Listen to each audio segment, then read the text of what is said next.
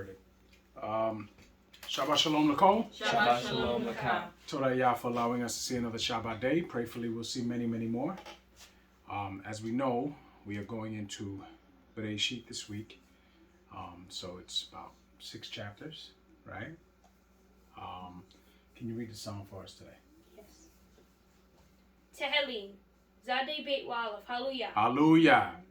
It is a good thing to give thanks unto Yahweh, and to sing praises unto thy name, O Most High, to show forth thy loving kindness in the morning, thy faithfulness every night. Upon an instrument of 10 strings, and upon a psaltery, upon the harp with a solemn sound. For thou, Yahweh, hast made me glad through thy work. I will triumph in the works of thy hands. O Most High, how great are thy works, and thy thoughts are very deep. A brutish man knoweth not, neither doth a fool understand this. When the wicked spring as the grass, and when all the workers of iniquity do flourish, it is that they shall be destroyed forever. But thou, Yahweh, art most high forevermore. For lo thine enemies, O Most High, for lo thine enemies shall perish. All the workers of iniquity shall be scattered, but mine horn shall exalt like the horn of a unicorn. I shall be anointed with fresh oil. Mine eye also shall see my desire on mine enemies, and mine ears shall hear my desire on the wicked that rise against me. The righteous shall flourish like a palm tree. He shall grow like a cedar in Lebanon. Those that be planted in the house of Yahweh shall flourish in the courts of our Elohim. They shall still bring forth fruit in old age. They shall be fat and flourishing, to show that Yahweh is upright. He is my rock, and there is no unrighteousness in him. Hallelujah. Hallelujah. Okay.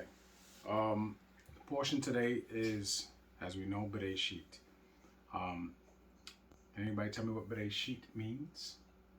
Like, yeah. The beginning, right? So Bereshit is the beginning, the foundation.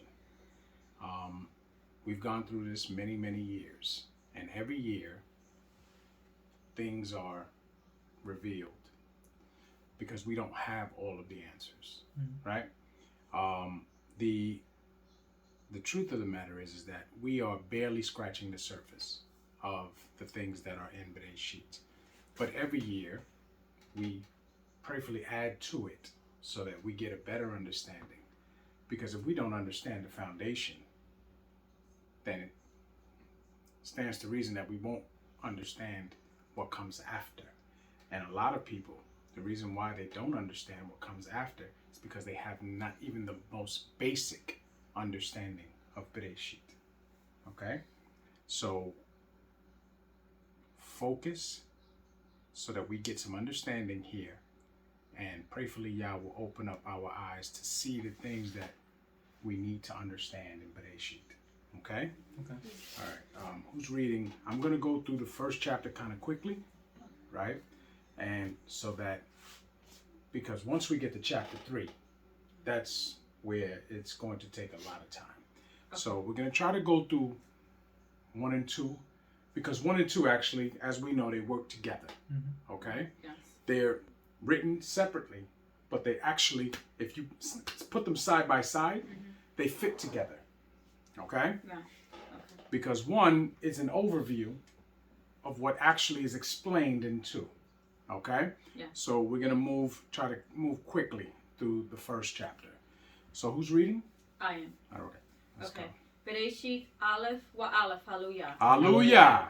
In the beginning, Elohim created Shemaim and Aretz. Okay, so now, in the beginning, Elohim created Shemaim and Eretz, right? Yes. Yes. Which means what? Which means what?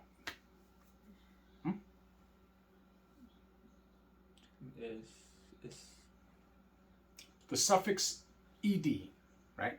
You know what a suffix is, right? What comes at the end of the word, right? Yes. Suffix. Ed implies what? that it's nothing past tense, yeah. right? It's past tense, Oh, which past means that what? That it happened It already. happened, Oh. right? That it was done. Yes. Okay. So it says, in the beginning, Elohim created Shemaim and Eretz. So what does that mean? Oh, this is. I know this Moshe writing it, but it's. I don't know how to explain it. No. Don't overcomplicate it for yourself. What does that mean? Just that state. Just deal with the statement. In the beginning, Elohim created Shemaim and Eretz. What does that mean? when that period hits, what does that mean? What should you know in your mind? It was already done. That it's done. Right. That it's not something in progress. It is done. Right? Yes. So Elohim created Shemaim and Eretz. That's done.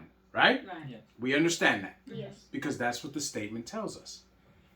Next line. Okay, 2. And Eretz was without form and void, and darkness was upon the face of the deep, and the Ruach of Elohim moved upon the face of the waters. Stop. Now the very next line tells us something different. Right? Yes. First line tells us that Elohim created Shemaim and Eretz. Right. Done, right? And the very next line is, and the earth was without form and void.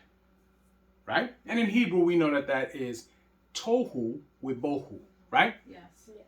Now, tohu with-bohu is translated into without form and void, but that's not what it means in Hebrew. Right? Yes. In Hebrew, it means what? Okay. You should know it because we've done this hundreds of times already. So what does tohu and webohu mean? Anybody? Quickly, what does it mean? Anybody study? Anybody look at this week? All right. I looked at it. Tohu webohu, just for time constraints, means destruction. Okay? So now the first line tells us that the earth and the heavens were created. Completed, created, right? Yes. The very next line says, and the earth was without form and void. Tohu webohu, right? Destroyed. So between verse 1 and verse 2, a whole lot of things have happened. Yes? Yes. Yes. Yes. Science tells us, right, that the earth is billions of years old. Yes? Yes. Yes. But mankind is not billions of years old. Right? Because if we go through from Adam to now, the most we get is 10,000 years. Right? Yes. But yet, science tells us that the earth is millions upon billions of years old, right? Yes. They may be right in that fact. Because here, we're not given a time frame. One thing we understand here is that we're given day 1 or first day, second day, third day, fourth day, fifth day, sixth day. But since human beings are constricted by time, right? Because we have a time when we're born and we have a time when we die, and then there's a time in between that we live, right? Yes. Yes. And we live according to 24-hour days, 365 years, 30 to or 29 and a half to 31 days, months, right? Right. These are the things we live by, right? Because we have an expiration date, right? Yes. Yah doesn't have an expiration date. Yah is not confined in the expanse of time. Yes. Yah controls the expanse of time. That we understand. Yes. That's why when Yah speaks to us, it's in a manner that we understand according to how our lives work. You understand? Because Yah he's not in the constraints that we are in at all. Yah designed the things that we have to live by. So Yah is outside of that. So here, between verse 1 and verse 2, can be a billion years. We have no idea. We have no idea. Science tells us that there were dinosaurs on this earth, right? Yes. We get they find fossils, right? Yes. It's a very good possibility. Doesn't change the fact of what our responsibility is. Because we have a law given to us by Yah that we must do. We must live.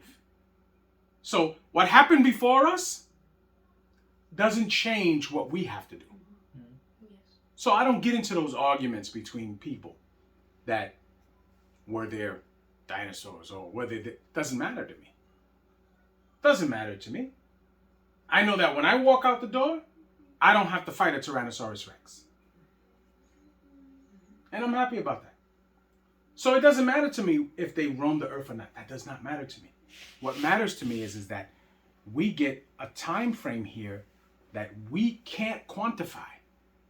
We cannot figure that out. But we have to understand that there is some time that's passing here that we don't know. Because we weren't here to see it. Tamshi. 3. And Elohim said, "Let there be light," and there was light. Stop. Elohim said, "Let there be light," and there was light. Right? Right. Yes. What light is being discussed here? The sun. Wisdom. No. Wisdom. Oh, Right? Yeah. Wisdom and what? Understanding. and Understanding. Right? So, verse 3, wisdom and understanding was created. Yes? Yes. Right? Yeah. Who created wisdom and understanding? Yeah. Yah. For what purpose? To set up for man, right? For what is to come. Right. Not just man, Oh, okay. but for what is to come.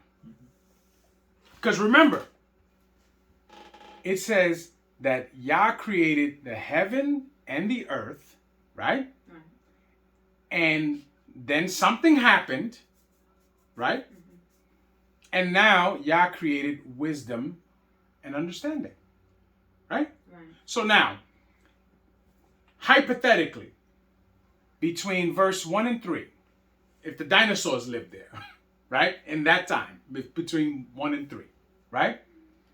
The dinosaurs didn't have wisdom and understanding. We understand it? Yes. Yes.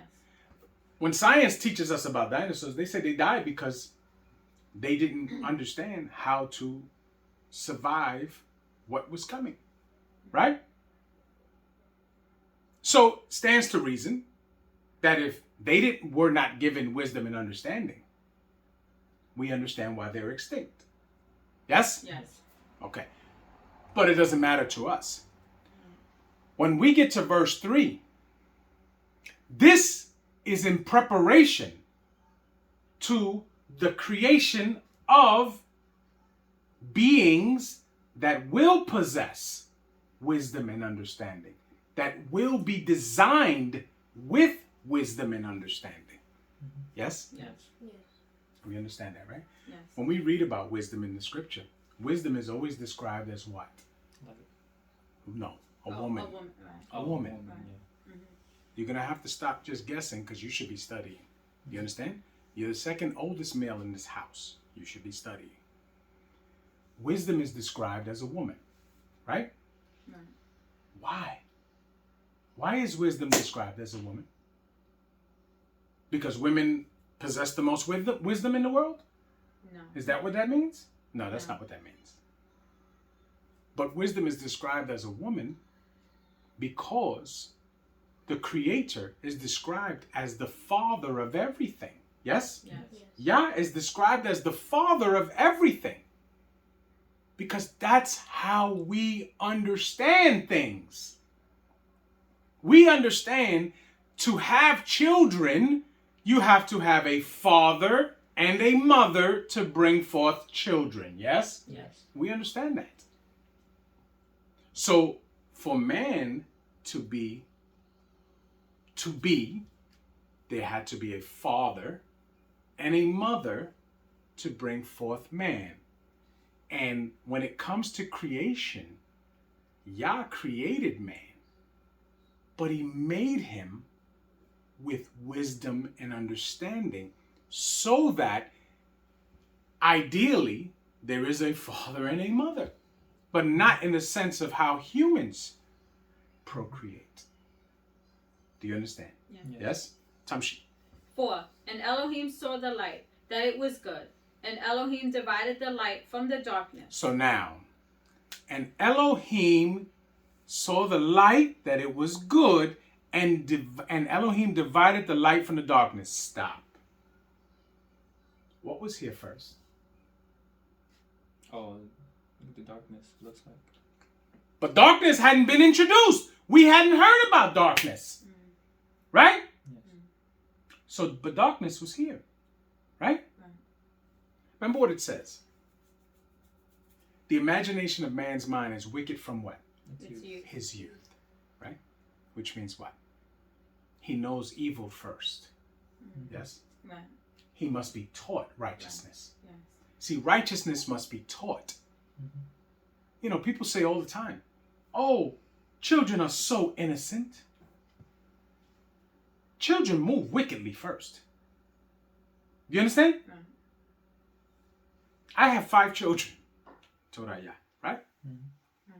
And they were all babies at one time.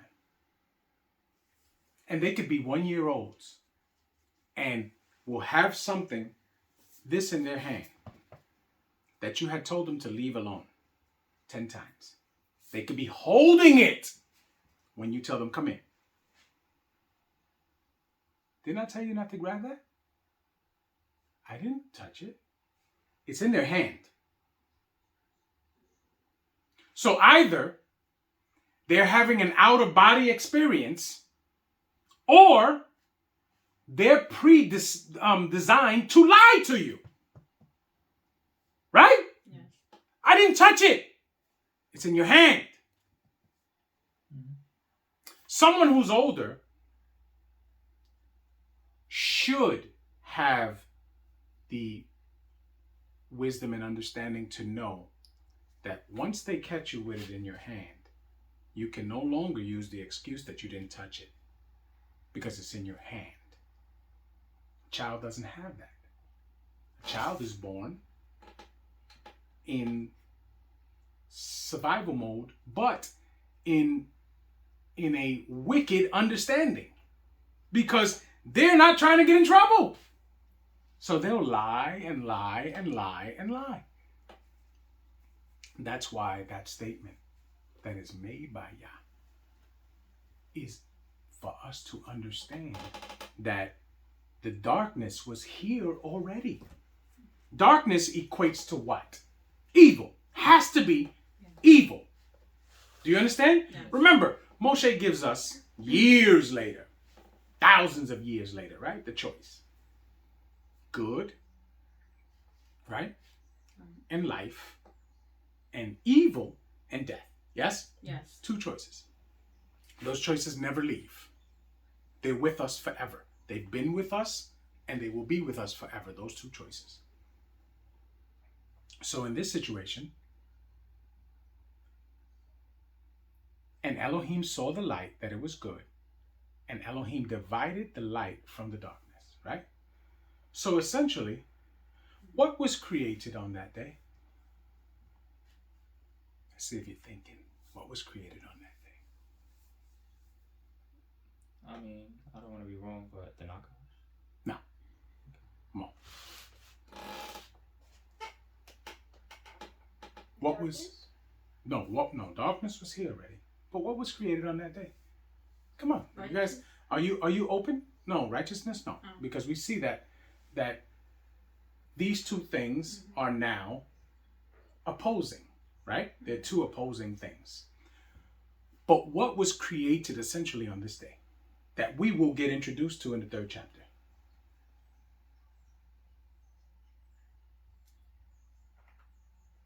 Oh, What? this What? disobedience. Okay, but how did that represent when we read it? Come on, wake up. Wake up. Wake up. I know it's early. Wake up. Wake up. The tree of the knowledge of good and evil. Do you understand that? Yes? Are you seeing it now? Yes. Yeah. Okay? So this is what essentially has been created. Because both of these things exist now. Right? Right. So now there's two things. There's a balance. Yes? Yes. Tamshi. 5. And Elohim called the light day, and the darkness he called night. Mm-hmm. And the evening and the morning were the first day. So the evening and the morning were the first day. Right? Right. So from what we've gathered, what is created on the first day? Shemaim and Aretz.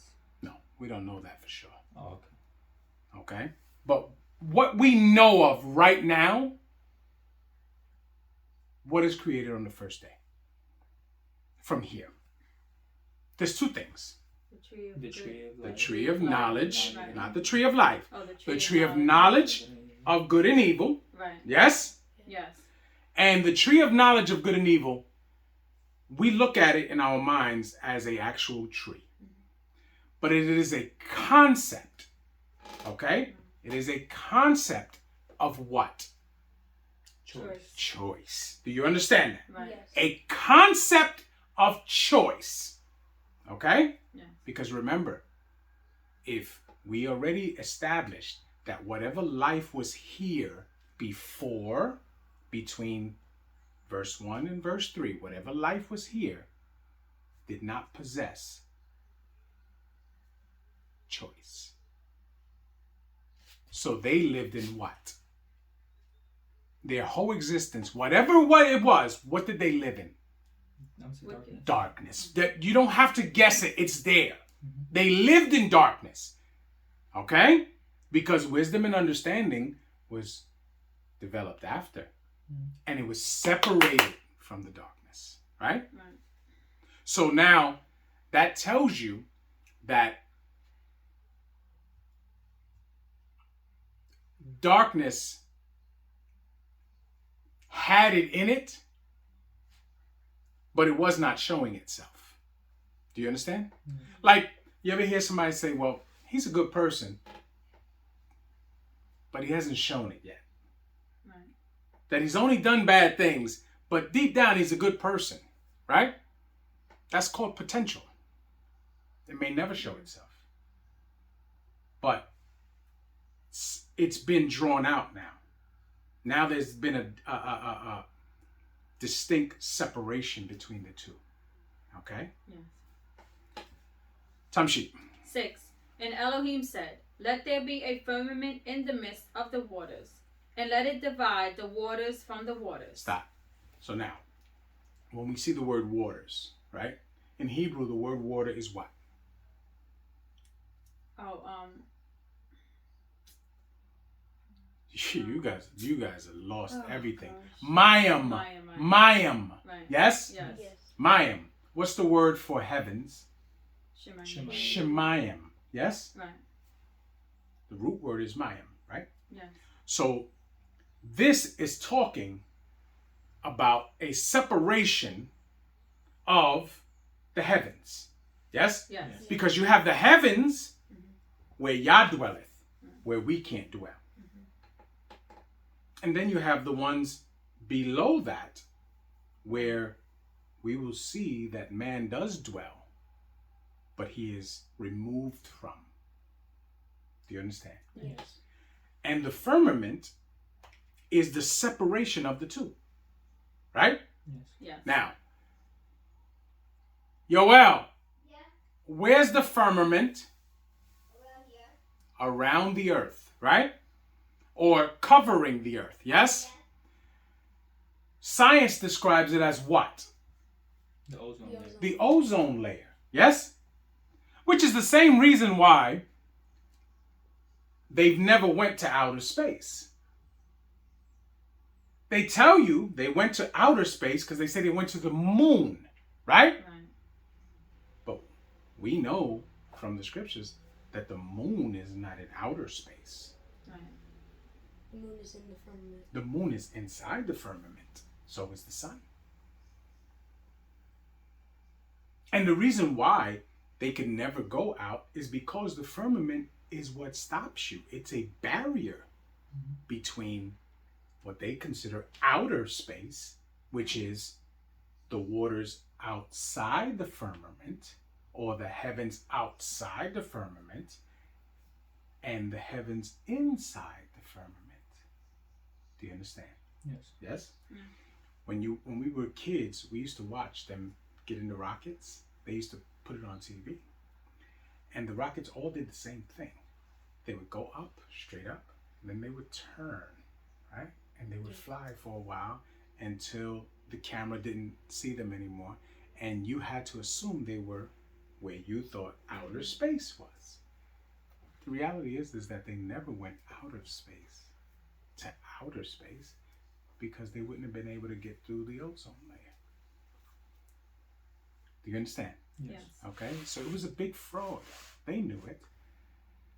Science knows that the earth inside of the firmament, the moon and the sun are there. They know that.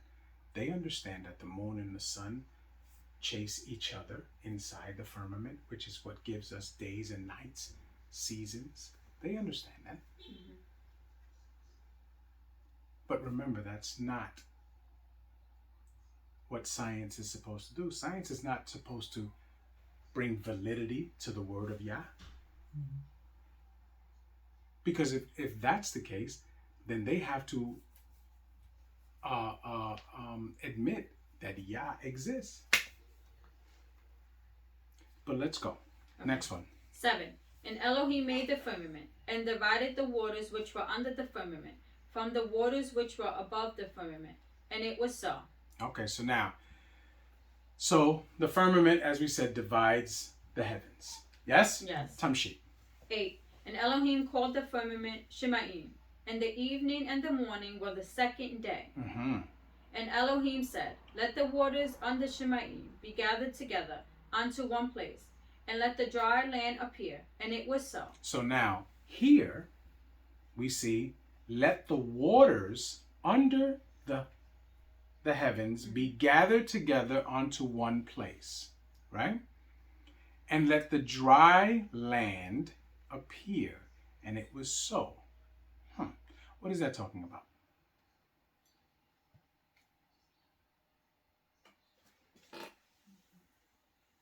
Because remember, the word land doesn't even appear in the Hebrew. It just says, let the dry appear. Right? Yes. Because the word land is in Right, italics, so exactly. that tells you that it's not in the script.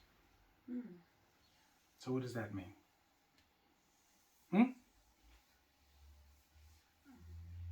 I've always taken it to mean that science tells you that what has happened to the earth many, many times throughout the years. Oh, that it like froze or Froze, something? ice ages. Ice They ages. call it Right, ice right. ages. Right. Yes? Okay. But after a while, it melts, right? Right. And the waters recede.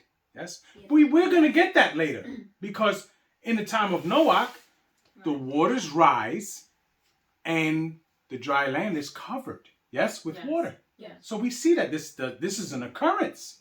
Right. So now there's a time where the water is all over the earth. Okay. But now the earth is being prepared, right, to be what? Inhabited. So the water has to recede, the dry land has to appear so Right. that life can populate the earth. Yes? Yes. We understand this. Yes. Tamshi. 10. And Elohim called the dry land earth, and the gathering together of the waters called he seas. And Elohim saw that it was good. So now the earth is being prepared, right? Yeah. For what? Man. But now, why does the earth get run with water? In the time of Noah, which we will read, why did the Most High flood the earth?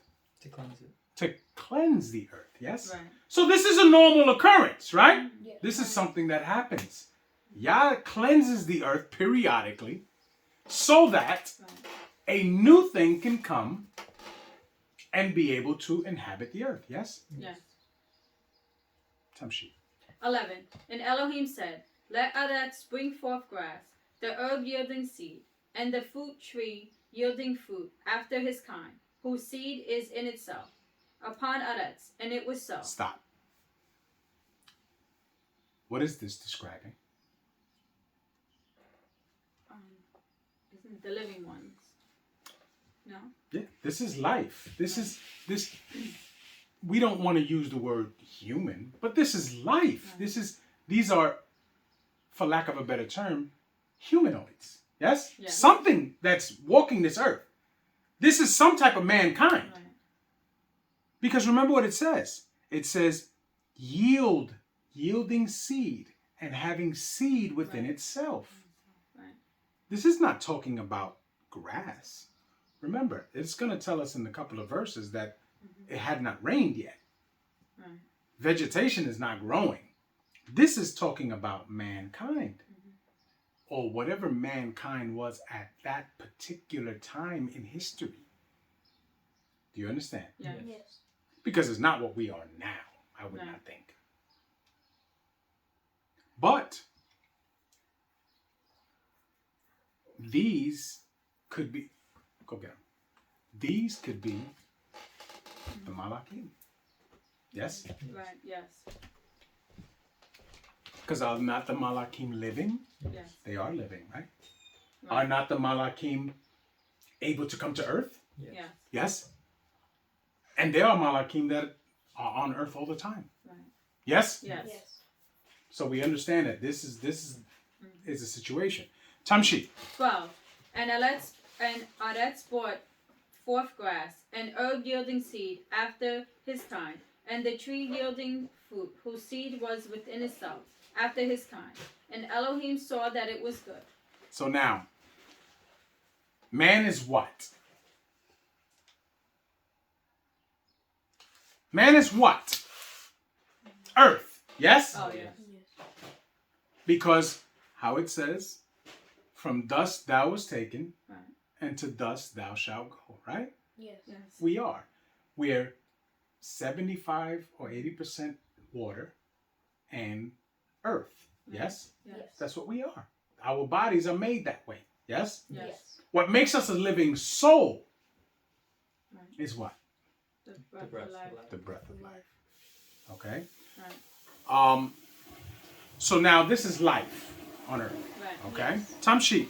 13. And the evening and the morning were the third day. So, for lack of a better term, mankind was made when? The third The day. third day. Yes? Third day. Right. Tamshi. 14. And Elohim said, Let there be lights in the firmament of Shemaim to divide the day from the night, and let them be for signs and for seasons and for days and years. Stop. So now, this is where the sun, the moon, and the stars are created. Right. Yes.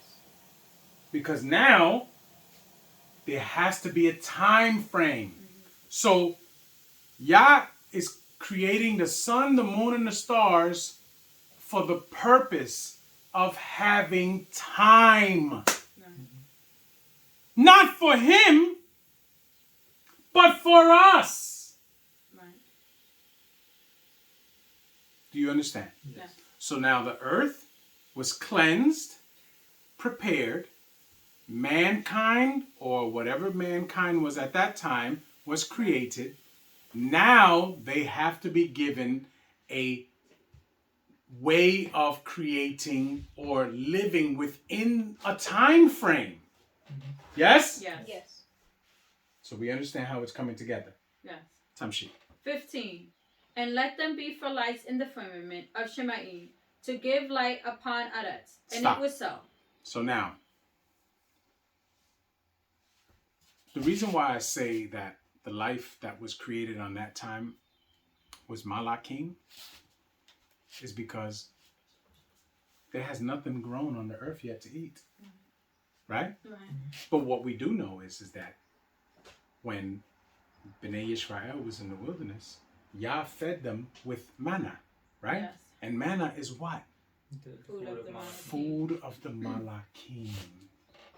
So clearly we know that they, one, they eat, and two, Yah has food for them. So even though nothing has grown on earth, they still eat. Slide over. Slide. Oh, sit over there. Sit over there. Right? Right. They still eat. Mhm. Make sure he's not on anything. Okay? Other than this. So, time sheet. 16. And Elohim made 2 great lights, the greater light to rule the day, and the lesser light to rule the night. Stop. He made What are the 2 lights that Yah created? We just discussed it. No, the 2 lights just now in the sky that we just discussed. One to rule the day and one to rule the night. The sun and the moon. Pay attention. You understand me? Yes. Yes. The sun and the moon. So which light rules the day? The sun. The sun. Which light rules the night? The moon. The moon. So the moon, science teaches us that the moon only reflects light from the sun, right? Is that true? No. The moon has its own light. Yes? Yes. It's just not as bright as the sun's light. But the moon has its own light. That's why when it's nighttime, you see the moon. Because it has its own light. It's not reflecting the light of the sun. Because if that's the case, then where's the sun? Right? Yeah. Makes no sense.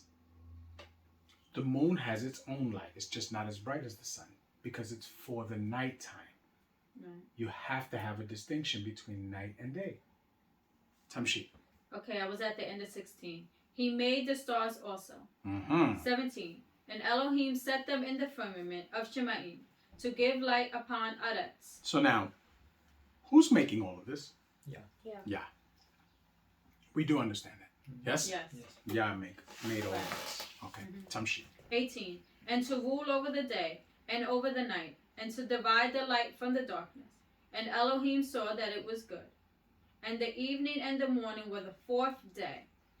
And Elohim said, let the waters bring forth abundantly the moving creature that have life, and the fowl that may fly above Aretz in the open. So now, the sun and the moon were the 4th day. Yes? Yes. And the stars. Yes? We understand that? Yes. Okay, so now we have the tree of knowledge of good and evil. So essentially, choice, right? We have the earth being cleansed. We have the first life forms being created, yes, which Right. we understand on Malakim, right? The earth prepared to be inhabited, yes? Yes. The sun, the moon, and the stars to give lights Right. and to give times and seasons and days and months and years, right? Yes? Yes. Time frame, yes? Mm-hmm. Existence, yes? Yes. For you to understand an existence for life forms. Mm-hmm. And this is all up to the 4th day, Right. yes? Right. Yes. So now we're going into the 5th day. So let's see what happens on the 5th day. Okay. Tamshi. I was in the end of 20. May fly above Aretz in the open firmament of Shemaim. So now, and Elohim let the waters bring forth abundantly the moving creatures, right? Or in Hebrew it says the coyote, right? The coyote that have life, and fowls that may fly above Aretz in the open firmament of Shemaim. What is that discussing? Because remember what it says. Yes, it's in the And Elohim said, let the waters, right. right, bring forth abundantly. What is that?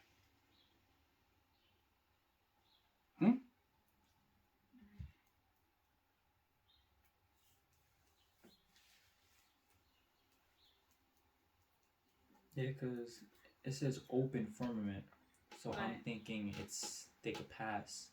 That's what my mind says going to. So it's like some type of Malakim or Kayo. Right. Different level. Yeah, different level. that These are could different pass. level Malakim. Because birds we don't, actually not fly. all Malakim Mhm. have wings. Okay. This is different. Right. Okay? So now we're being explained a hierarchy within the Malakim. Right. There's a hierarchy, Mhm. right? There are certain Malakim that are at a certain level. Then you have next level, and then you have next level, and then you understand? Yes. So this is something different here. Tamshi. 21. And Elohim created great worlds, and every living Kayot.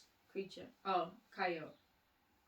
Which the waters brought No, forth that moveth. abundantly. Oh, that moveth. Which the waters brought forth abundantly, after their kind, and every winged fowl after his kind. And Elohim saw that it was good. Now stop. Now let's understand this. When it discusses this, right? It says, bring forth after their kind. What does that mean?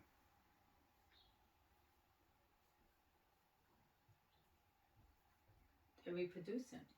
They're reproducing, which means that what? What does that tell you?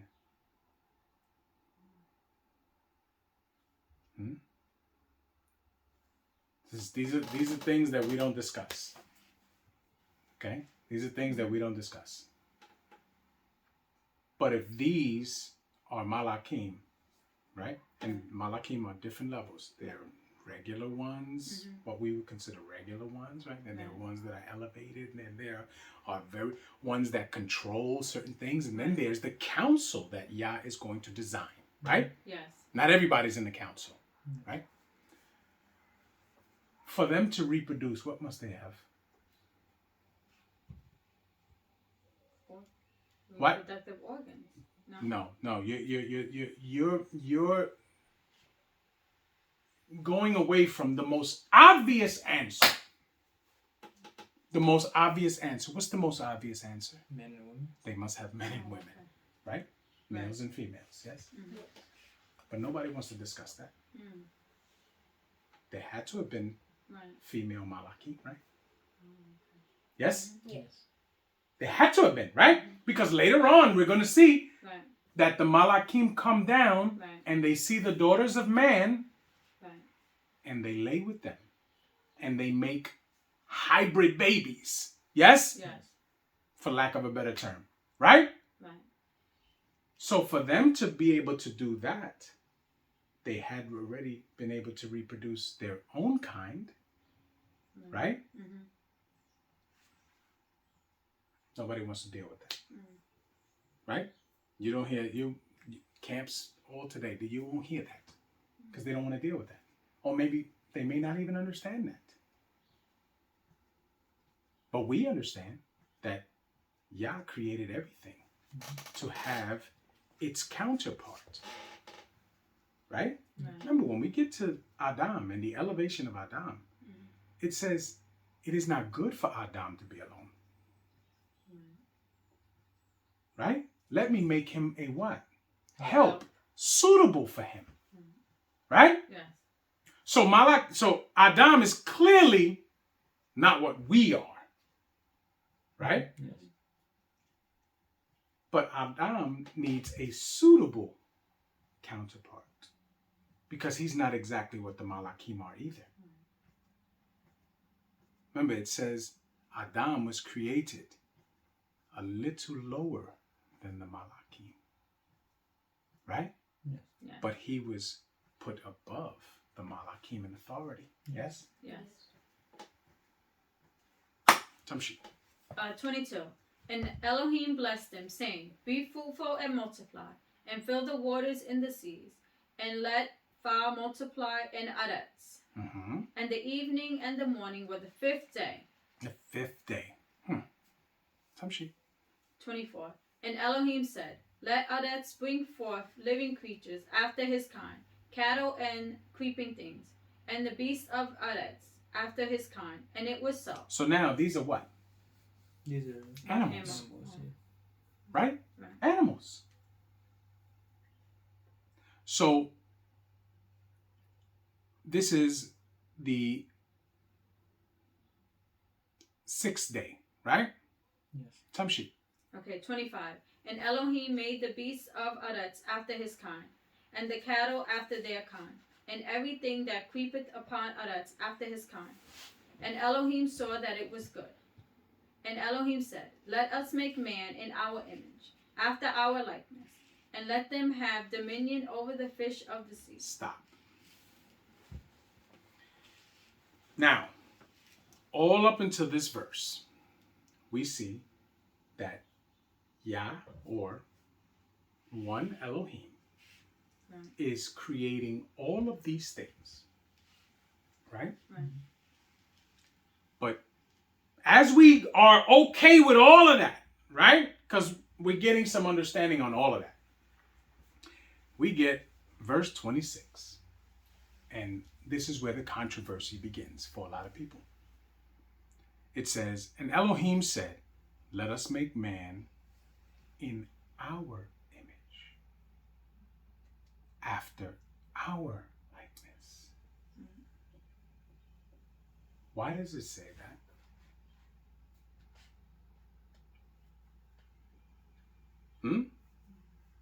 First of all, who is talking? Yeah. Yeah. But it sounds like a Ellie, take it from him. Take it away from him and do it over there. Put it there and sit it up on top of the thing. So let's read it again. Okay. And Elohim said, Let us make man, right, or Adam, in our image, after our likeness, right? Yes. And then it goes on to say, and let them have dominion over the fish of the sea, and over the fowl of the air, and over the cattle, and over all arets, and over every creeping thing that creepeth upon the earth. Right? Right. What's left out? What's left out?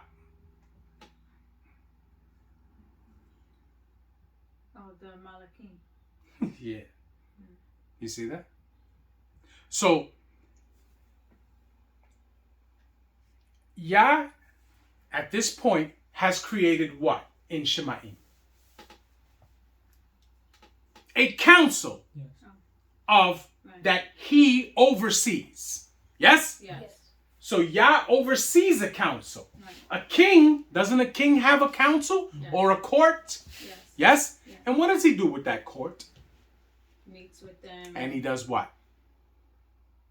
Honestly, makes decisions, right? Discusses plans of action. Yes. He has the final decision, but no king, not a good king, is not going to listen to his counsel. Do you understand? Yes. He listens to his counsel. So, because he put them in that position. Yes. The President of the United States has something called a cabinet. Yes? Yes. Yes. He puts people in the cabinet that he trusts their opinion. Yes? Yes.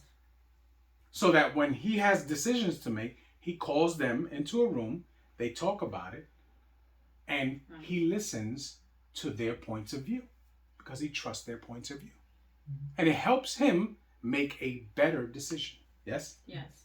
So now, understanding that Yah has a council of Malachim that he trusts their opinion. This is what's being discussed here. Right? Right. Yes. But who's going to do the making of the men? Yeah. Yah. We understand that. Because Yah is the creator. Yes. What these Malachim have done is given their input. This is how you should make them, Yah. This is how you should make them. Right? Yes. Now, Tamshi, let's go to Okay. let's continue. 27. So Elohim created man in his own image. Oh, stop.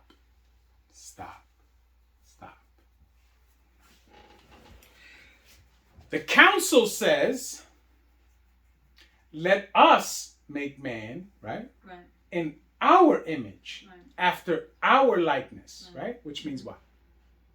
I'm gonna say knowing, wisdom, understanding, right? Yeah, but they're being specific.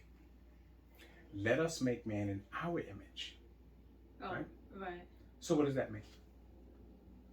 Is that to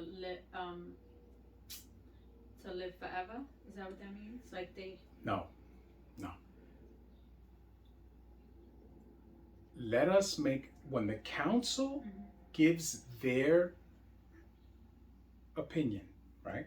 They say, let us make man in our image, right? So that man is what? Their level. Oh, there. After our likeness, Right. their level, right? Because what don't they want? Man to be over them, right? Oh, you woke up this morning. You woke up this morning. They don't want man to be over them. Because after this takes place, you hear it numerous times in the scriptures. Why is man something that you look at the way you look at him, yeah? Why would you put him above us? We're here first.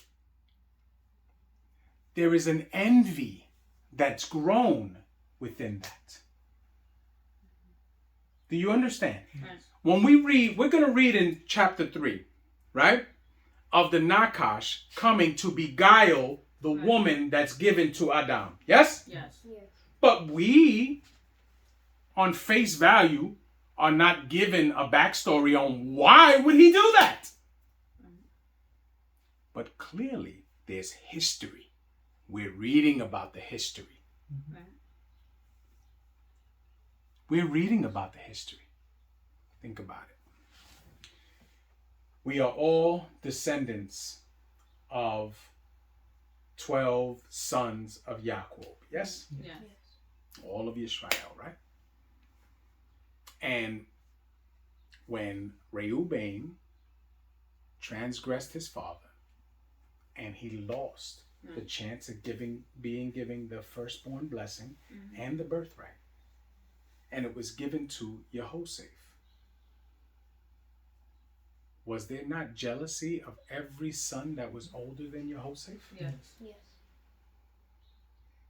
So if the Malachim are our brothers, because they are, because we all have the Right. same father, yes? Right. Yes. Yes. Why would we stand to believe that there was not jealousy in that situation?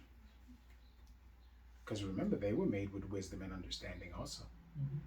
Yes? Yes. And they also had a side that was what? Darkness. Yes? We understand that? Yes. Okay. So for them to, what's the word I'm looking for? To give their opinion to Yah on how he should make man, it makes sense for them to say, make him like us. Make him like us. So that they are at the same level and they're not made in servitude to man. Do you understand? Yes. So there starts the problem. Right there. That's why when we're introduced to the Nakash was one of these people that were created on the third day. He's one of those. He's one of those. And quite possibly, and I'm almost 99% sure that he at one time was part of that council.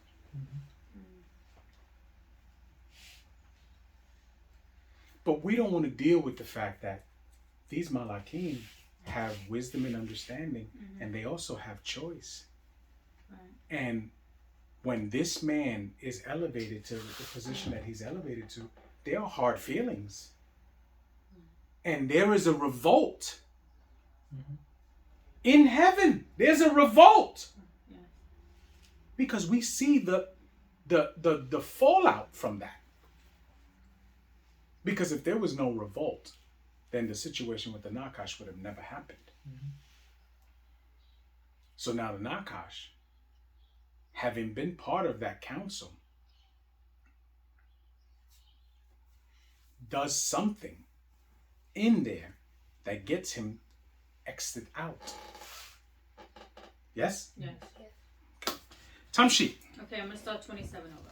So Elohim created man in his own image. In the image of Elohim created he him.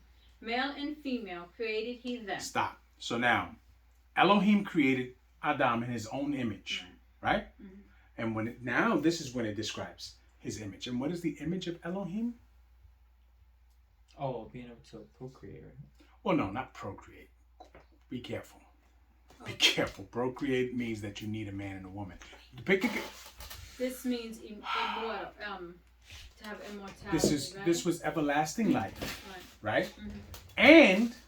And to be able to lead, to be the head of a part of the creations that Yah created. Right. Do you understand? Yeah. So this is, in a sense, the Most High elevated Adam to control all of the creations that Yah had created, to be above all of the creations. Yes? Yes. Yes. It's a big, big job, big responsibility. Right. Yes? Mm-hmm. It is. Tamshi. 28. And Elohim blessed them. And Elohim said unto them, Be fruitful and multiply, and replenish Eretz, and subdue it, and have dominion over the fish of the sea, and over the fowl of the air, and over every living thing that moveth upon Eretz. Every living thing, so the coyote. Right. Yes? Yes. Yes. We understand that, right? Yes. So now, Adam is created, right? And he is told to be fruitful and multiply, right? And see, we think of Adam as a single individual because it will be speaking to one. But it is also speaking to his kind. Do you understand? Yes. Because his kind are given the same opportunity. That's why it discusses it like that. So man was essentially to be above the Malakim, mankind. Yes? Yes. Tamshi. 29. And Elohim said, Behold, I have given you every herb bearing seed, which is upon the face of all Eretz, and every tree in the which is the fruit of a tree, yielding seed. To you it shall be for me, and to every beast of Eretz, and to every fowl of the air, and to every thing that creepeth upon Eretz, wherein there is life. I have given every green herb for me. And it was so. So now, which means that this is Yah bestowing everything that he created on this earth and that inhabits this earth to be in servitude to man. Yes? Yes. Yes. We understand that? Yes. Okay. That's a big responsibility. Right. Tamshi. 31. And Elohim saw everything that he had made, and behold, it was very good. And the evening and the morning were the sixth day. Stop. So now this is the only time in all creation that we see the word Tov Meod. Yeah. Tov Meod means very good. Right. Why did Yah say it was very good? Because on the sixth day, what happens? He elevates man, right? Yes.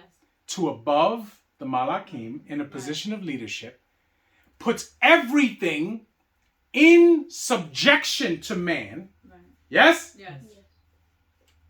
And says that it is what? Very good. Very Very good. good. What does that mean? Why does it say that? Because now it could run by itself. It could, you know what I mean? It could Self-sufficiency? Yeah, self-sufficiency.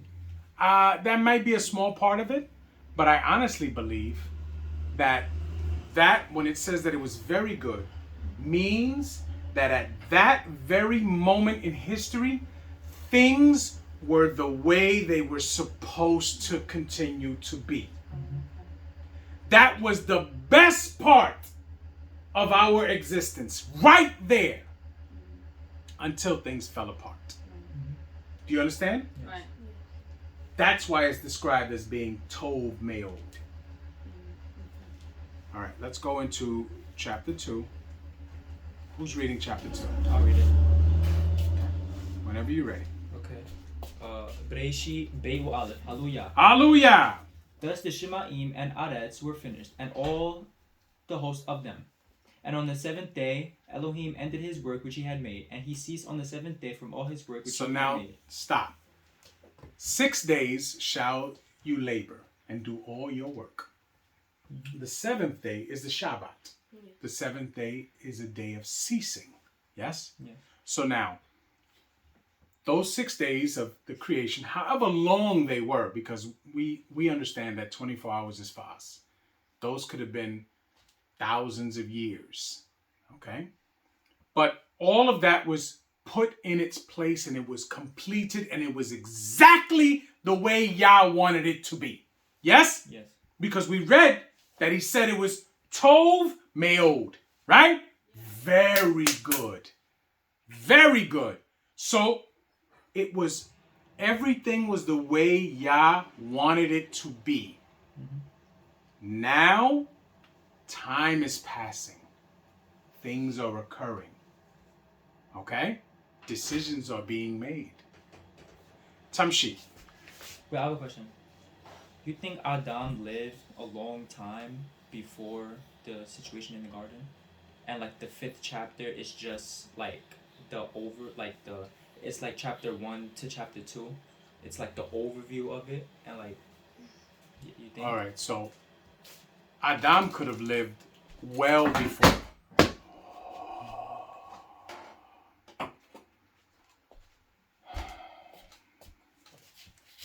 Adam could have lived many, many years before the count of, because remember the Most High says, in that day that you choose, or like it says, eat of it, you will die. So his time frame began at that time. He became mortal. So his time frame became at that time. Mm-hmm.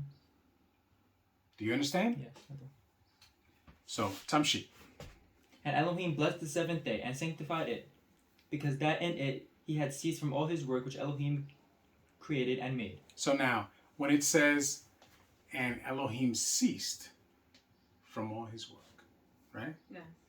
What does that mean? Because this right here is very important. Mm-hmm. Remember, the day before this, it says that Yah noticed that it was very good. So everything was the way it was, he meant it to be. Right? Now on the 7th day, what does he do? He stops creating. He like looks over and sees. Think about it. First 6 days, he's creating, putting everything the way he wants it to be. Right. Right? After the end of the 6th day, everything is where he wants it to be. Right? Yes. 7th day comes and it says that he ceases. What does that mean?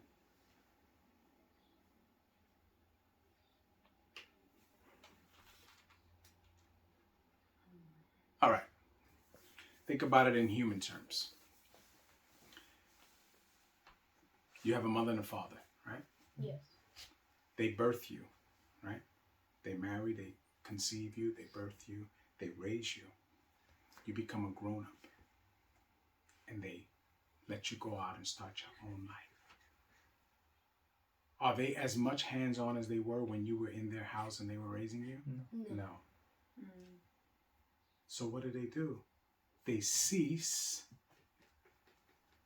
from the day-to-day operations of controlling you and raising you. So on the 7th day, Yah steps back and allows his creation that he just told you was put perfectly where he wanted it to be. And he let it do what it's supposed to do. Mm-hmm. Do you understand? Yes. Yes. So now, Yah is letting his creations do what they're intended to do. So now he steps back. Now he just oversees them. Now I want to look at it. Let's see what they're going to do here.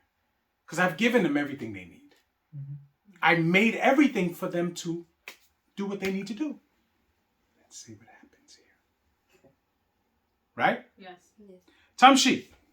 These are the generations of Shemaim and of Aretz when they were created, in the day that Yah Elohim made Aretz and Shemaim. Now you notice the changeover? What does it say? Yah Elohim.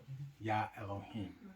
Why does it say Yah Elohim now? And all before then it said Elohim. Because he made other Elohim. Like there was other Elohim established.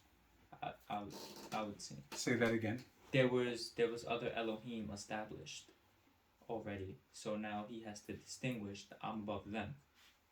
You know what I mean? That's what But who's the other Elohim that's established? his council, I'm gonna say. His council. Not yet. Not yet. They're a council, but they're not above the nations yet. Mm-hmm. Remember, that doesn't happen for a while. Okay. That doesn't happen until humans revolt against what they were supposed to do. Okay? So now, the other Elohim that is being discussed here, or being differentiating, is man. Mm-hmm. See, man answers to Yah. Yah is Elohim of the one true and living Elohim, but he has put man in a position of Elohim over his creations. Yes? Yes. So now there has to be a distinction. Yah Elohim. Because remember, in the 3rd chapter, when the Nakash comes and he asks Kawa, did Elohim say that if you ate of the tree, you shall die? He's not talking about Yah Elohim. Mm-hmm. He's talking about who? Adam. Her Elohim. So we have to understand the difference here. Do you understand? Yes. Tamshi. And every plant of the field before it was in Aretz, and every herb of the field before it grew. For Yah Elohim had not caused it to rain upon Aretz, and there was not a man to till the ground. But there went up a mist from Aretz, and watered the whole face of the ground. So now, there was not growth yet, vegetation, right? So Yah makes that happen. So all up until this time, what is man eating? Man. Or whatever the Right. Most High fed the Malakim with, because that's what they were, in a sense. Tamshi. And Yah Elohim formed man of dust of the ground, and breathed into his nostrils the breath of life, and man became a living soul. So now, it says Adam. So use the word Adam.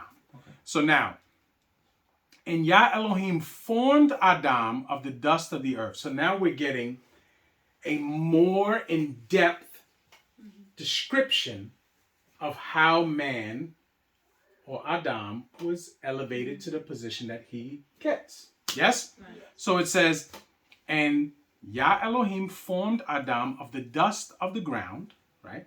So the dust of the ground, right? Which means what? Let's go metaphorically, because we're looking at it as he actually formed him like clay. But is that what it's telling us? No. What is it telling us? Think of what happens throughout history, right? Noach is coming up, right? Does it say that Noach was formed from the ground? No. No. What does it say about Noach? He was perfect. And just No, in no, his... no, no. I understand that, but what does it say? Noach was what? Till of the ground. Okay. Yah noticed him, yes? Yes. And did what? Chose him. Oh, yes. Yes? Oh, right. Okay. And after him, who's chosen? Abraham. Abraham, right? Right. But even before Abraham, Shem, Okay. yes? Yeah. Then Abraham, right? Right. And then Abraham's seed after him, Yitzchak and Yaakov, right? Right. And Yaakov's sons. Yes? Right. We understand this? Yes. So these men were chosen. But here it says, and Yah formed Adam from the ground and breathed into his nostrils the what? Breath of life. So what does that look like to you? Other than what it says there.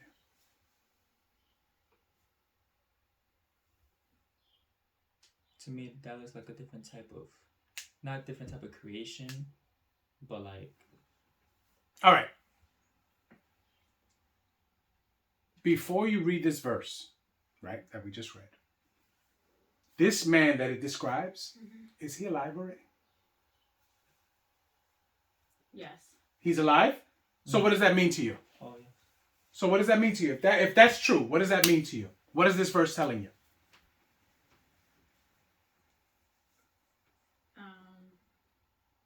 That he was brought back to life? That he had died? I don't know. You just said he was alive, and now you're saying he was dead? No, because I don't know, because it says, remember it said man was formed when you born, you from dust, right? And then when you die, you go back to dust. That's why I said that. I don't know. Assuming this man is alive, then this verse has to make sense to you somehow, right? So if this man is alive, and I just explained to you what happens after him, right? Most High does not change, right? So essentially this verse should read, and Yah Elohim chose Adam from among the other men of the earth, right? Yes. And elevated him with wisdom, knowledge, and understanding, right? Because it says the breath of life, yes? Right. And man and Adam became a what? Living soul. Living soul, right? Right. So now, Adam was chosen from among the other mankind to be the number one above all the creations that Yah had created. Do we understand that? Yes. Yes? Okay. Tamshit. And Yah Elohim planted a garden eastward in Eden, and there he put the man whom he had formed. And there he put Adam, Oh, Adam, okay, sorry. who he had what?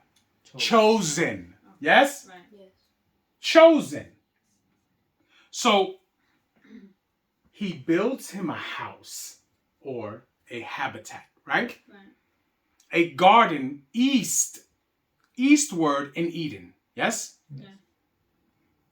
And there he put Adam, whom he had chosen, right?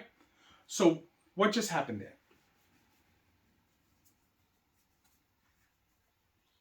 He gave Adam a place to live and reign. But what is the place? Isn't it? All right. He chose Adam, yes? Yeah. As we know that there's already envy from the council, right? Of mankind. So what does he do with Adam?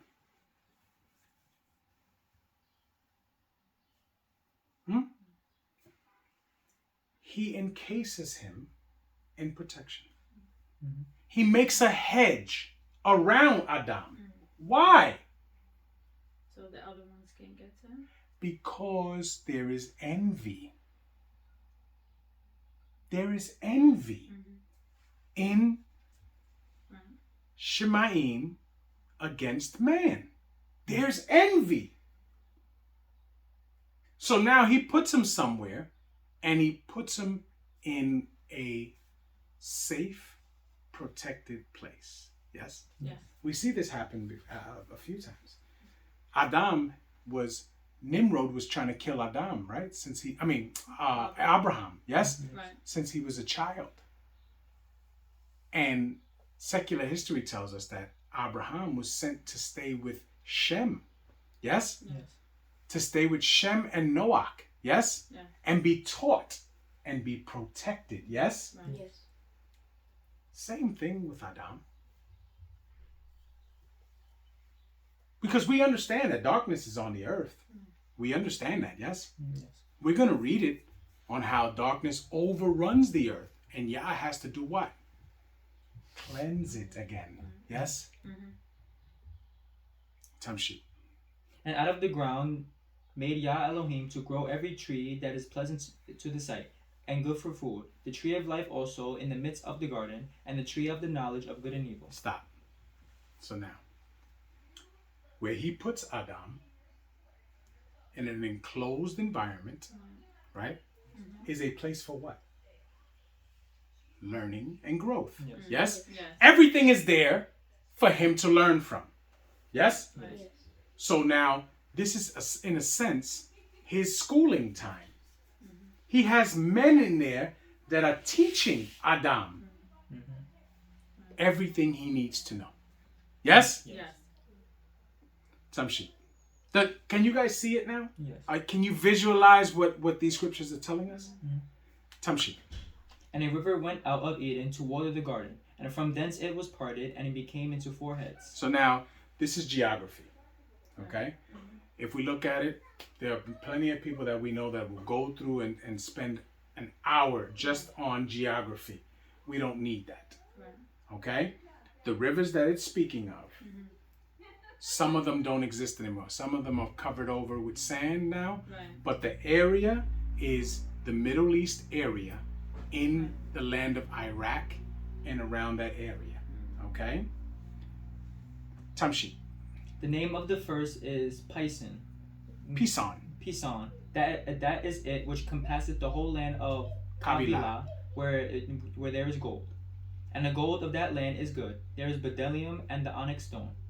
And the name of the second river is Gihon. The same is it that compasseth the whole land of Cush. Cush. Mm-hmm.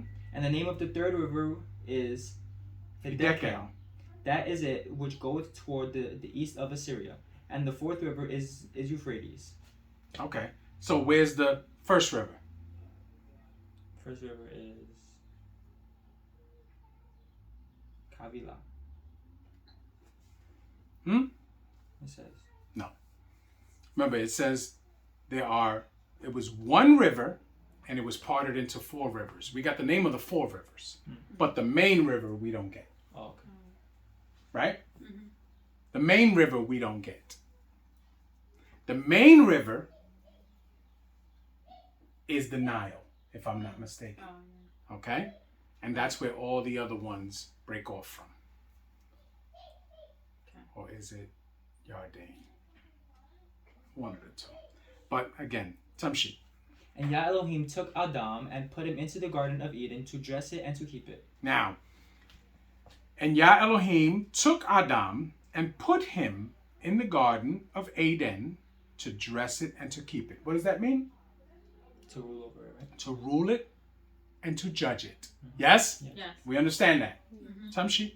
And Yah Elohim commanded Adam, saying, Of every tree of the garden thou mayest freely eat, but of the tree of the knowledge of good and evil thou shalt not eat of it, for in the day that thou eatest thereof thou shalt surely die. So now, every tree you may surely eat. Right? Right. But the tree of the knowledge of good and evil, does he know what the tree of knowledge of good and evil is? I would assume. Yes. Yes. Don't assume he does, because it tells us that. He does know. Right.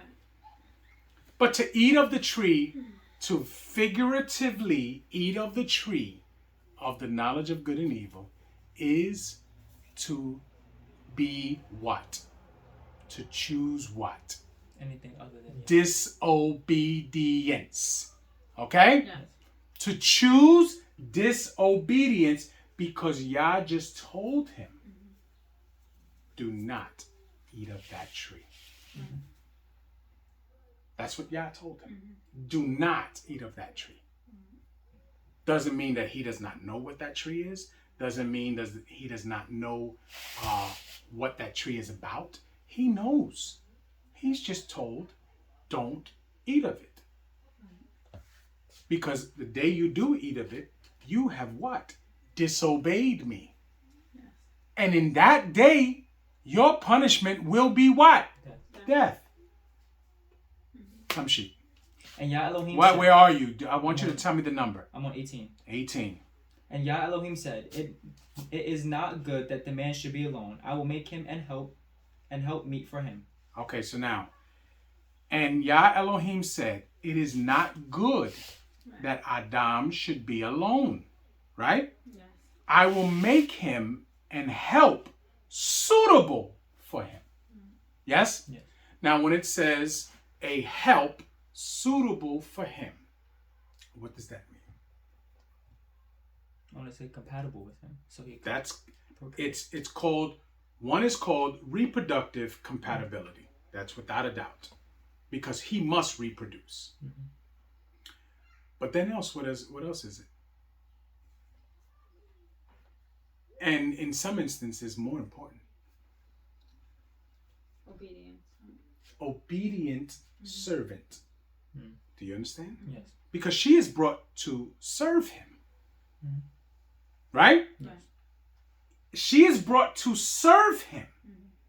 See, a lot of people don't want to deal with this either. They want to say that him and her were at the same level, right? And they both made the decisions, which is part of the feminist movement, which makes no sense. Because he was already here doing his job for however long before she was brought to him. Mhm. So if she was essential in him doing his job of leading the creations of Yah, then why wasn't she here with him immediately? So she was brought to enhance his life, granted, and to help him bring forth and heirs, yes. But she was brought to serve him. Mhm. That's why it says suitable. Tamshi. I'm on 19. And out of the ground, Yah Elohim formed every coyote of the field and every fowl of the air, and brought them unto Adam to see what he would call them. And whatsoever Adam called every living creature, that was the name thereof. And Where are you? I'm on 20 now. So now, every animal, every fish, every bird, every malak, everything, right? It says that Adam named them. Yes? Mhm. It says that they were brought before him, which means what? In servitude, right? Right. They were brought before their Elohim. Yes? Yes. Yes.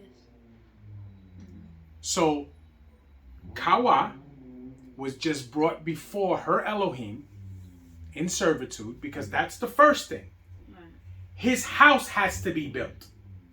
So they were brought, and then his subjects were brought before him. Do you understand? Yes. Right. Tamshi. I'm on 20 now. And Adam gave names to all cattle, and to the fowl of the air, and to every coyote of the field. But for Adam there was not found an help suitable for him. Mm-hmm. Okay, well, the thought of him having a help, a direct help, was already being discussed.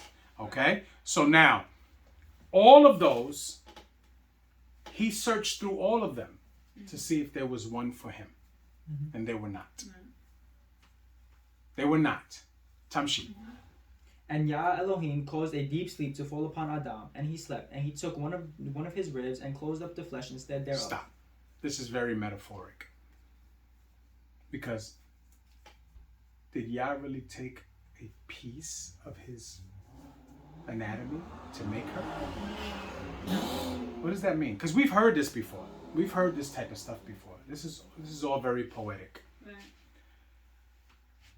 Adam is not the only one of his kind, right? Right. We know that. There's people. He was elevated to a position. Right. So what does the Most High do? That's one of his relatives. He goes to one of his relatives. See, our fathers end up marrying their cousins, right? Right. This is not a new thing. They understood. Mhm. So the Most High went and searched out where he comes from, Right. and took a young girl from that bloodline. Do you understand? Yes. Yes? Right. And she is brought to him. Tamshi.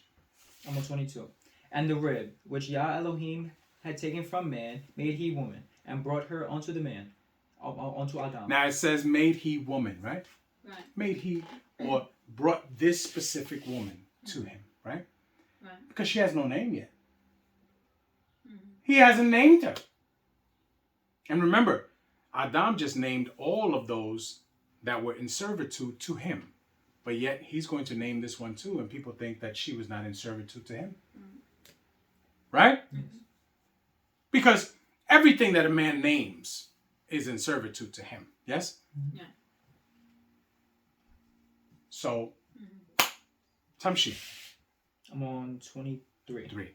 And Adam said, This is now bone of my bones and flesh of my flesh. She shall be called woman, because she was taken out of man. So now he named her, right?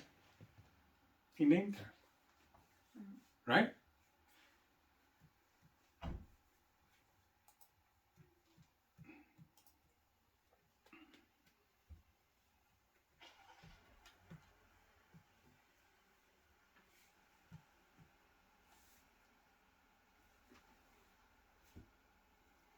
What did he name her? Isha. Isha, right? Right. Isha. And Isha is what? Means woman, wife. Woman, wife, all of those things, right? Mhm. So this is what he named her. Right. She is my wife. Right? Mhm. He gave her a title. She is my wife. Tamshi. Therefore shall a man leave his father and his mother, and shall cleave unto his wife, and they shall be one flesh. So now, this is a dual meaning, and I've always said that this is a prophecy of what is to come. All right? And I don't say that this is the best thing in the situation, because we're going to see in verse 3 that something happens that's Nice. I thought it was something happens that is not a good thing. So now, therefore Adam leave his father and his mother, and shall cleave unto his wife, and they shall be one flesh. Right? Now we get it. That's what does happen. Right. Because she is now called by his name. Yes? Yes. They bring forth children in most situations, right? And they are of one accord. Yes? Yes. We understand that. But Adam, his father and his mother, we don't know who they are. His biological father and mother, we don't know who they are. But what we do know is that Yah is described as his father, and his mother is wisdom. Yes? Yes. Because he was given wisdom and understanding and created by Yah. Yes? Yes. Okay. And they were both Arum, Adam and his wife, and were not confounded, is what it says, right? Which means they both were prudent, right? Right. Yes. Because Adam was prudent from his creation. And he taught his wife everything that she needed to understand. Right. She was not on his level of understanding, of course not, because we're going to see that in chapter 3. But she did have understanding. Yes? Yes. Who's reading 3? You want me to read it? It doesn't matter. Somebody read it. Oh yeah. Okay. Bereshit. Dalet. Gimel. Gimel. Gimel Aleph. Hallelujah. Hallelujah. Now the Nakash was more subtle than any beast, coyote of the field, which Yah Elohim had made. So stop. So now the Nakash was more arum or prudent, right? Which means that he had wisdom, understanding, yes? Yes. Than any other living one of the field which Yah Elohim had made, right? We understand that? Yes. So now the Nakash he's from those people from the third day. Right. He's different. He's Malak. Yes? Yes. And from what we can gather, he most likely was part of that inner circle of council during that time where that statement is made. Let us make man in our image, right? Keeping that in mind, let's go forward and see what happens. Tamshi. Okay, I'm in the middle of 1. And he said unto the woman, Yea, have Elohim said, Ye shall not eat of every tree of the garden? So now, Salika, he's asking her, Right. hath Elohim said? He does not say Yah Elohim. Right. He says, hath Elohim said, ye shall not eat of every tree of the garden? Right. Now remember, that speech was only given to Adam. Right. Yes. But Adam set rules for Kawa. Yes? Yes. So now he's asking her, did Adam tell you that you are not to eat of every tree of the garden? Now, before we even get there, where is the Nakash? He is in that thing. He's in that thing for them to learn from. I feel like, What would make you think that? because how would he get to her? That's my question. Inside the hedge, Oh no, because he could pass through. who's controlling the hedge? Yeah. Oh, controlling the hedge. Who is in control of the Adam. hedge? Inside. Adam. Adam. He's in control of everything in the hedge, inside the hedge. Yes? Mhm. So, remember, we discussed that he was put there for what? Protection and safety. Right. So if the Nakash, the Most High knows the Nakash is envious of him, would the Most High put the Nakash inside the hedge? No. No. So then, where are they? Have to be Outside the somewhere. hedge. So now, Kawa has traveled outside of the hedge. Right? Yes. Because had she been inside the hedge, Right. could the Nakash have gotten to her? No. No. So we understand that she's already outside of the hedge. Right. Tamshi. 2. And the woman said unto the Nakash, We may eat of the fruit of the tree of the garden. Stop. So now she's not only outside the hedge, she is now engaging in a conversation with the Nakash. Should she be answering him? No. No. So 1, she shouldn't be outside the hedge. Right. 2, she should not be engaging with the Nakash. Still a problem to today. The reason why our women in most cases go astray from their husbands is because they're keeping conversation with things that they're not supposed to. Because they think that they've been taught that they are on the same level as their husband and they have the same capability of making the same sensible decisions their husbands can make. It's not true. Women are emotional beings. Everything they do is tied into how they feel. You can have a random conversation with a woman, and the term I feel will emanate from their mouths hundreds of times in one conversation. Because everything they do is wrapped in how they feel. Men, on the other hand, are not supposed to move in that fashion. We are supposed to move in the fashion of using wisdom, knowledge, and understanding to make decisions that are going to be beneficial for us and our families. Do you understand? Yes. That's why when we get to the discussion of marriage, women always bring up the number one thing they say in a marriage is the most important thing to them is what? Finance? No, that's part of it, but No. that's without that they can't have what they really want. Oh, happiness. Happiness. When happiness means nothing in marriage. Because marriage, as I've taught you, is duty and responsibility.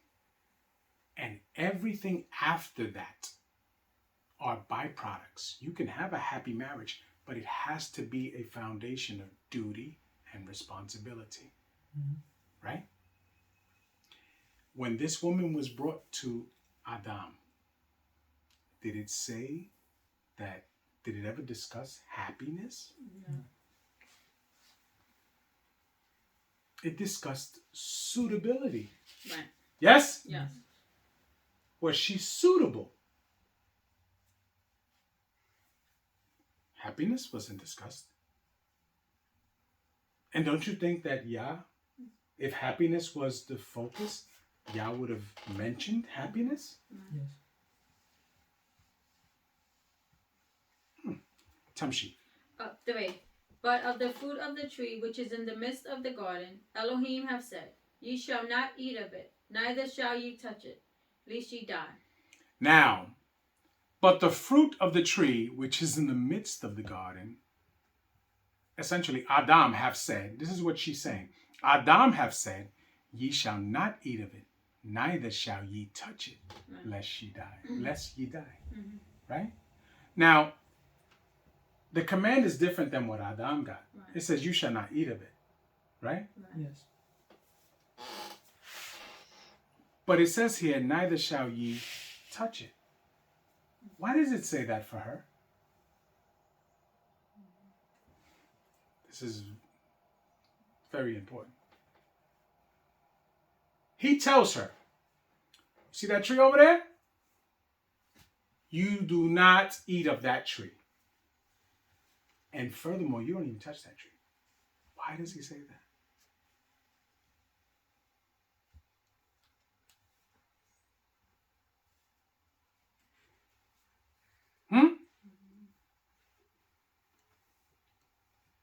What he's telling her is, don't even go near it. Don't even question why you can't touch it. Because the reason why she's talking to this Nakash is because she's questioning why she can't touch it. What are you hiding from me? Is what she's saying in her head. What do you know that I don't know? And the Nakash knows this. He's hearing it because she's responded to him. Right. Now, had she ignored him and went away from him? Nothing. But she responded to him. So he realizes she wants something that she feels that her Lord or her Elohim has. And that she wants. If there's a desire there. Tamshi. 4. And the Nakash said unto the woman, Ye shall not surely die. Ye shall not surely die. What did he just tell her? You've been lied to. You've been lied to. Because what does he know? What does he know that she doesn't know? The choice, right? No, No. What does he know that she doesn't know?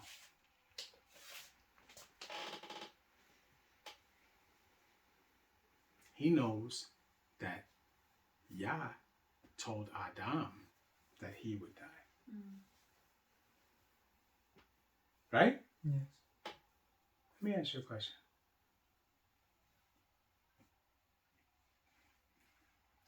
We understand that that was told to Adam, yes? Right.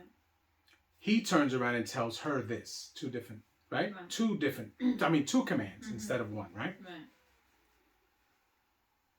Right. If he was to have found out that she ate of it,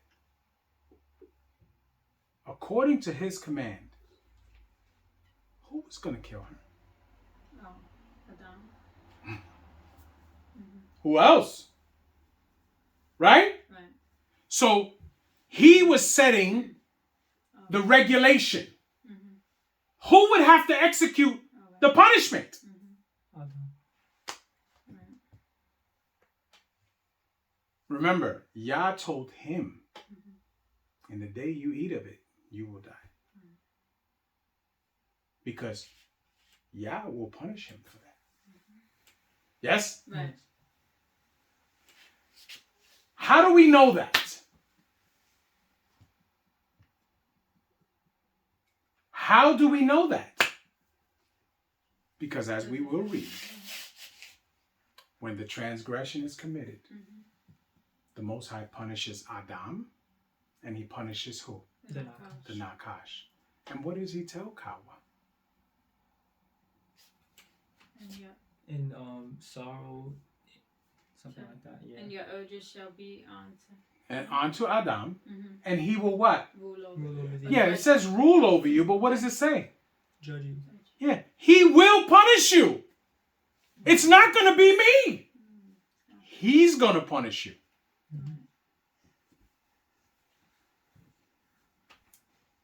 Because why? Because he set the command. Because you transgressed him.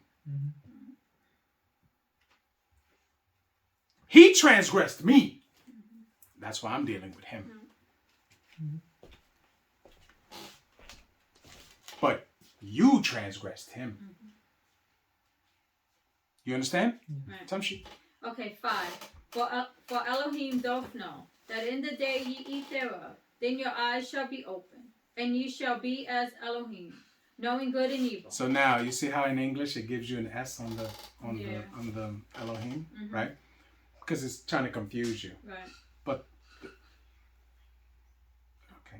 But the reality is that he tells her that in the day that you eat of it, your eyes shall be opened, and you shall be as him, knowing good and evil. So we know Adam knows good and evil, right? Right.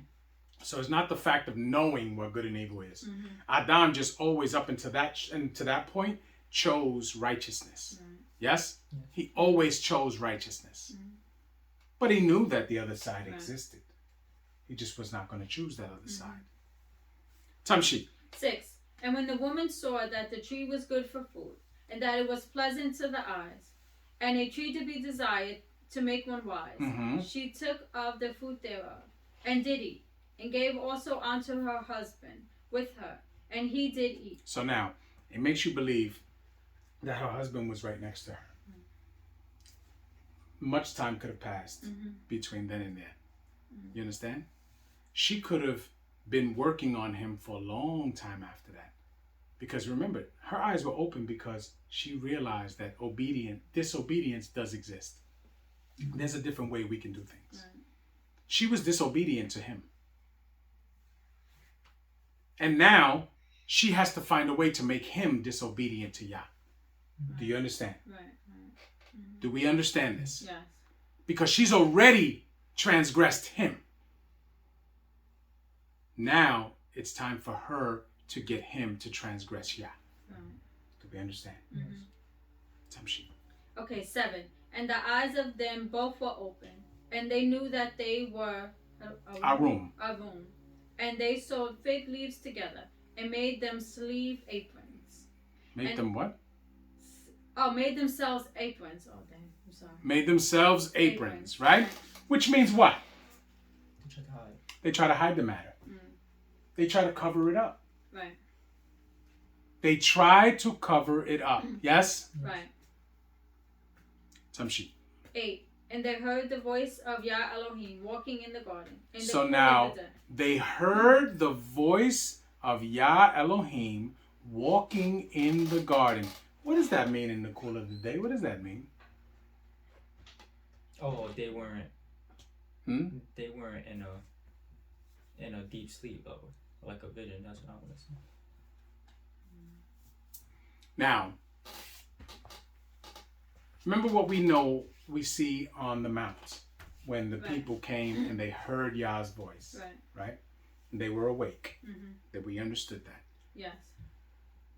They, wherever Eden was, they were able to hear Yah's voice. Yes? Yes. Right. So Yah is speaking to them in the cool of the day. What's the cool of the day? Morning. Oh, okay. In the morning, right? Mhm. Because remember what it tells us. The Malachim gathered before Yah in the morning because that's where Yah can be Right. reached, right? Right. In the morning, right? When Yahweh was wrestling the Malach, Right. right? The Malach says, "Let me go, Right. for day breaketh." Right. Which means what? He must go present himself before Yah. Right. Yes? Right. So now, the cool of the day, when they would normally present themselves before Yah, Right. now they're hiding. Mm. We understand? Yes. So now, if Yah expects everyone to present themselves before him, and you're hiding, questions are going to be arised, right? Tamshi. Okay, I'm in the middle of that. And Adam and his wife hid themselves from the presence of Yah Elohim amongst the trees of the garden. Amongst the others Right. that present themselves daily before Yah. Yes? Tamshi. 9. And Yah Elohim called unto Adam and said unto him, Where art thou? Why? Because he was supposed to present himself. He's supposed to be the one in the front. Oh, yeah. Oh, okay. Where does the leader go in the back? No, you present yourself before Yah in the front Right. of the people who are in subjection to you. But no, he's hiding. Yes? Yes. Tamshi. 10. And he said, I heard thy voice in the garden, and I was afraid, because I was Arum, and I hid myself. Because I was aware that I had transgressed. Because why would he be afraid? He's never been afraid before. Right. Only those that are guilty are afraid to present themselves before that one that can judge them. Yes? Yes. Tamshi. 11. And he said, Who told thee that thou was Arum? Mhm. Hast thou eaten of the tree wherefore I commanded thee that thou shouldest not eat? Right. Who gave you? Who told you that you were in error? Right? Right. Who told you you were in error? Did you eat of the tree which I told you not to? See, Yah knows this. Stop it. Yah knows this. Right. But Yah wants him to do what? Confess. Confess. Own up to it. You did it? Tell me you did it. What I tell you guys all the time. If you're going to do wrong, be bold in it. At least stand up and say, I did this. Right. Don't hide it. I did this. I messed up. I messed up. Because you cannot repent yourself without first admitting that you did wrong. Tamshi. 12. And Adam said, The woman whom thou gavest to be with me, she gave me of the tree, and I did eat. So now the woman which thou gavest to me,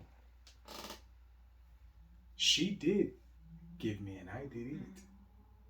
Is he lying? No. He's not lying. Right. He's not lying, right? But what he's not doing is taking accountability for the fact that,